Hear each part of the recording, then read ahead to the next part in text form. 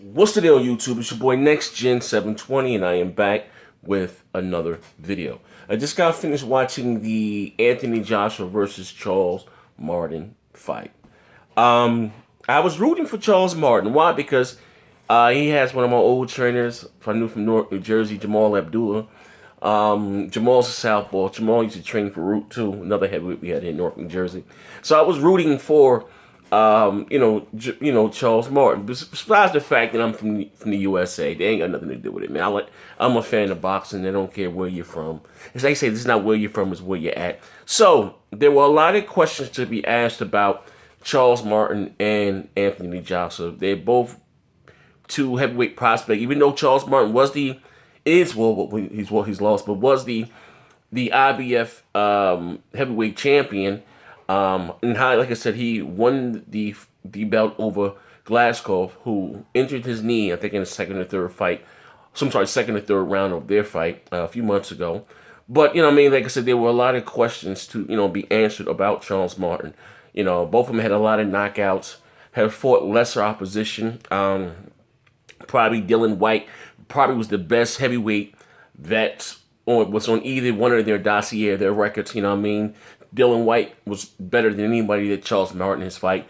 Dylan White's another, I don't know where he's from. He's from somewhere from overseas, but a pretty, he's another heavyweight prospect. I think he beat Anthony Joshua in the amateurs, if I'm not mistaken, and he hurt Anthony Joshua big time in their fight. But Anthony Joshua came back to get the knockout. He's 16-0 with 16 knockouts. Now he's 17-0 with 17 knockouts. So anyway, like I said, their verdict was really out on both. You don't really know how good of a person is until they face adversity. So, two heavyweight prospects, one from the UK, one from the USA, one had the belt. Boom. Now, right after Charles Martin won the IBF belt strap, he called out Anthony Joshua. Why? Because the cash cow, the fight sold out in 90 seconds over in the UK. One thing I can say about UK fighters, Britain and stuff overseas, they get behind their fighters and they support them. Fort packed the arena. Like I said, the fight sold out in 90 seconds. And in this business, like I say, in this fight game, it is a business. You want to make as much dollars as possible, as soon as possible. Because again, this boxing's a lot of wear and tear on your body. I know I've been boxing since the age of 8, and I'm feeling the effects for me boxing many years of just punching. My knuckles hurt. Arthritis in my hands, elbows. Shoulders, several surgeries on my shoulders. Like, this is a bunch of wear and tear on your body from just years of punching. You know what I mean? Shit, you see, run into a couple fighters like Terry Norris, Meldrick Taylor, even Pernell Whitaker's speech is low. So look at the way that Fernando Vargas is talk. Like, boxing is rough. Now, with that being said, getting out to the center of the fight, from the offset, Charles Martin is softball. It was, it's a softball. And if you don't know what a southpaw is, this is a gaming channel, like I said, I do cover boxing sometimes. Is that when you're left-handed and you fight with your right foot in front, and you keep your powerful hand in the back. And Charles Martin had a pawing jab. It was like he was, wasn't relaxed. You know what I mean? And it's crazy again because knowing his trainer Jamal Abdullah was a very slick, trainer. Keep punching punching in angles, combinations. He seemed very stiff, straight up and down. You know what I mean? There's one knock against the European fighters that I've always had is that they're too straight up and down. You know what I mean? Not a lot of head movement, not really slick. You know what I mean? Like a lot of UK fighters, overseas fight, they outwork you. We just saw with the Lee Selby in the Eric Hunter fight. Eric Hunter was a much better boxer, but his work ethic. Lee Selby outworked him. Now, again, with that being said, he was jabbing with his chin straight up in the air, and it was a matter of time because I'm going to be honest with you, one knock I always had against Anthony Johnson, that he always seemed very stiff. And again, boxing is not about how big your muscles are. And looks like Anthony Johnson has a physique, pause, no homo, like someone actually drew him. You understand what I'm saying? And a lot of times those big muscles don't transfer well over into the box ring because it makes you stiff. You do a lot of arm punching. But I would say in this fight right here, he seemed very relaxed. You know what I mean? And that's how the knockouts come. Not by you being all stiff and tight, by you being relaxed and letting your hands go. You know what I mean?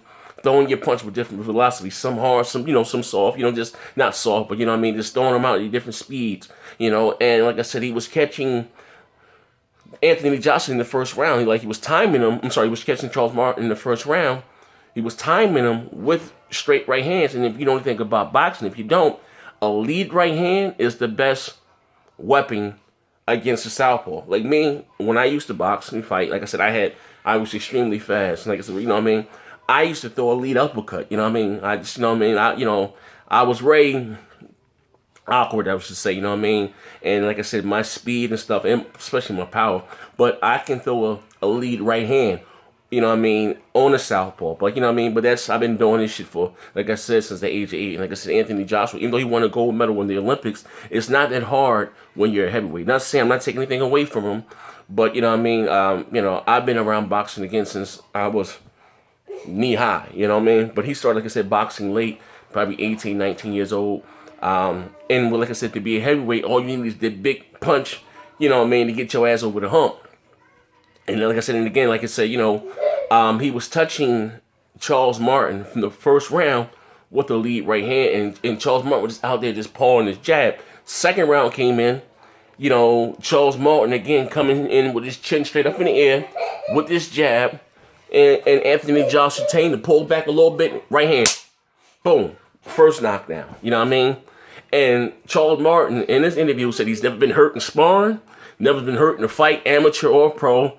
And then again, if you never had your bell rung in sparring, or or in a fight, I don't know what type of work they're getting him. I'm not saying that you got to go out and get your ass whooped every time in sparring, but if you're getting your way with your sparring partners and they're not pushing you, you're not going to get better. If you've been able to, have 25 fights.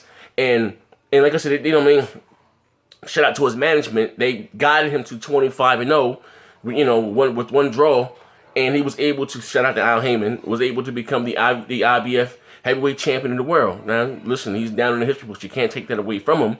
But that didn't, like I said, but you always getting your way in fights and in sparring. You're not facing the adversity. You're not learning much. He's talking about, I'm looking at this interview that he had on one of these channels here on YouTube, and he said he's never been hurt in sparring, never been dazed. Now, I don't know, he was just saying this shit from the camera, but he got knocked down. It was a flash knockdown. Boop. He smiled. I didn't look like he was really hurt. Then it was crazy as hell. He got knocked down twice by the same punch, doing the same shit, coming in straight up with his chin up in the air with this palm and jab. And Anthony Joshua, we call it like a pull back a little bit, hit him on the chin again. This time, hurt him a little more. He even cut him on his eye. He fell, and that's how somebody's really hurt. The equilibrium was going, because he fell. He had no control of his muscles. He was leaning back on his right arm. On his right arm. Now, like I said, this comes again from experience. He got up on 9. Not saying he was really all out of it. They could have gave him the benefit of the nod and said, all right, for him. But you got to realize you're on the road. You're You're not the hometown hero. He should have got up on 8, And again, he was losing the fight. For what, he got stopped early in the second round. From me personally, like I said, unless someone gets caught, I can tell by the first round, basically, unless someone gasses out, how the fight is going to go. And Anthony Joshua was able to touch him off it and early. And this guy got fucking dynamite in both of his gloves. You're not going to be around long. If a motherfucker touching you with lead right hands, straight down the pipe, you're not going to be around long. I'm sorry. You understand what I'm saying? Like I said, we have a lot of boxing tonight. I'm coming back to you. I'm going to be doing my Timothy Bradley, Pacquiao, and what I think about that fight. This comes on later tonight. But shout out to Al Heyman, man. Premier boxing champions, man. Al Heyman, and they these fucking fights. But anyway, shout out to the new heavyweight champion of the world, Anthony Joshua. Take my hat off to you. And like I said, he should have a long, promising career. I believe Eddie Hearn is his promoter. He need to get down with Al Heyman, though. Shout out to Al Heyman. Need to get down with, I don't know how long, like I said, how many many years is his contract with Eddie Hearn, but if he wants to take over, don't get me wrong, let's not get it twisted. America is the mecca of boxing. It is what it is to become a household name over here in America. Now, you done conquered Europe, But he's gonna have to get with someone like an Al Heyman or something to come over here, and they put him on free TV, like, you know what I mean, and for him to, you know, to dominate the heavyweight, you know, scene. Like I said, you know, handsome guy, Paul's no homo, you know what I mean, clean cut, speaks well, you know what I mean. He's gonna get a lot of endorsements, and like I said the other day, I take my hat off to him, man. Charles Madden, go back to the drawing board. That's one thing, I don't disrespect any fighter because it takes a lot to get within that square circle, you know what I mean. But you know, for him to say, if he was true, he never had his clock run in sparring, that, you know, he's getting the wrong type of sparring, man. You know what I mean? Like, you're not gonna learn anything if you're just going out there whooping on your sparring partner's ass. You know what I mean? They're just getting basically getting him a punching bag with eyeballs. You're not gonna learn anything from that, man. You understand what I'm saying? But anyway, this is your boy Next Gen 720. Look out! I'm gonna be doing another video right after this. I'm loving this motherfucking Quantum Break. Been playing it heavy for the last 2 days. Finally had some time to myself. But this is your, actually too, today, tonight, tomorrow, I'm gonna watch this Black Mass. I heard it was a really, really good movie. And bought that. I also got two. I picked up an early copy of Ratchet and Clank. May do some gameplay today, but I want to finish this first. I picked up Ratchet and Clank yesterday, so I may do some my first, you know, how to do my first live impression. So you may see me on that later on today. Like I said, I got to finish Quantum Break before I do anything. Got to finish Quantum Break. But this is your boy Next Gen 720. I'm out of here, man. Bang bang. Also, I'll leave the link down below to my last two videos. Fable may not be canceled, so look out for that. And for another boxing video for you boxing fight fans, I'm gonna do the Pacquiao Bradley fight. Look for that later on tonight. I'm out of here. Bang bang.